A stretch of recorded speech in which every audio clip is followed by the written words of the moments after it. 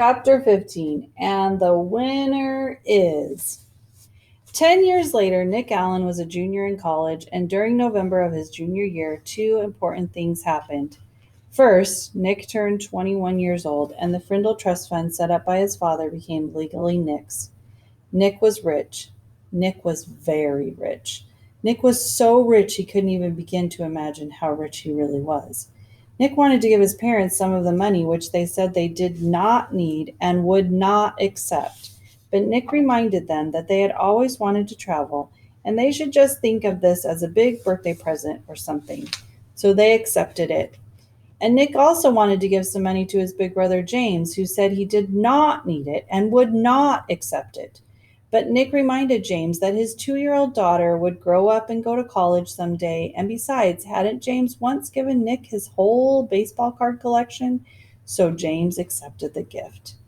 After that, Nick went out and bought himself a fast new computer and about 10 new games and a mountain bike. Then he tried to forget about the money, which is a hard thing to do, but he managed pretty well and kept working on his college degree as hard as ever. The second important thing that fall was the arrival of a package at the door of Nick's apartment one day. A large, heavy package. It was from Mrs. Granger. There were three things in this package. One, a brand new 8th edition Webster's College Dictionary. Number two, a short handwritten note taped to the cover of the dictionary. And three, a fat white envelope. Turning the white envelope over, Nick saw the name, his name. He had written it there one September afternoon in Mrs. Granger's room after school, 10 years ago. Nick set the envelope down and gently peeled the note off the front of the dictionary. Dear Nicholas, please turn to page 541 of this book. Nick grabbed the dictionary and leafed to page 541, his heart pounding, and there between frimmel and fringe he read Frindle, a device used to write or make marks with ink. Arbitrary coinage, originated by Nicholas Allen, American, 1987. See pen. Nick went back to the note from Mrs. Granger. This is a brand new dictionary, the one I recommended that my students use for their homework. And now, when I teach them how new words are added to the dictionary, I tell each and every one of them to look up the word frindle. And of course, I have sent along that letter I promised to give you when our little battle was over. And now it's over. Your teacher, Mrs. Lorelei Granger. Nick's head was spinning. With shaking hands, he opened the fat white envelope. He pulled out the 10-year-old letter and began to read. Dear Nicholas, if you are reading this letter, it means that the word frindle has been added to the dictionary. Congratulations. A person can watch the sunrise, but he cannot slow it down or stop it or make it go backward. And that is what I was trying to do with your word. At first I was angry, I admit that. I was not happy to see the word pen pushed aside as if it did not matter. But I guess that if the Latin word for feather had been frindulus instead of pina, then you probably would have invented the word pen instead. Like the sunrise, some things just have to happen, and all you can really do, is watch. The word frindle has existed for less than 3 weeks. I now see that this is the kind of chance that a teacher hopes for and dreams about. A chance to see bright young students take an idea they have learned in a boring old classroom and put it to a real test in their own world. I confess that I am very excited to see how it all turns out. I am mostly here to watch it happen. But somehow I think I have a small part to play in this drama, and I have chosen to be the villain. Every good story needs a bad guy, don't you think?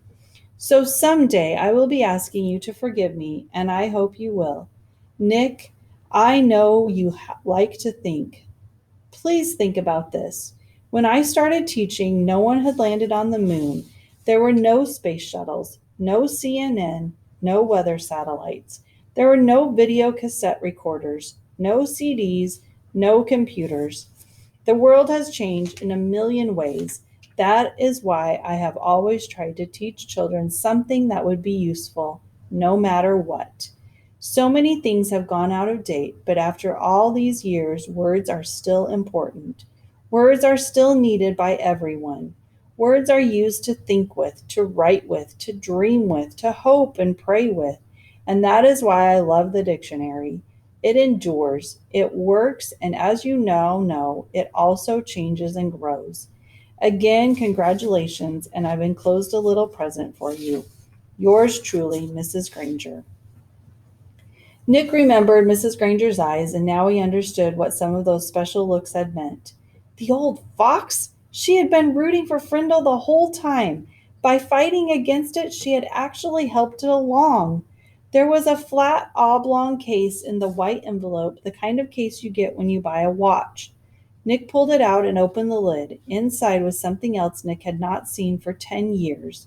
It was Mrs. Granger's favorite pen, her old maroon fountain pen with the blue cap, and under the clip was a little folded piece of paper.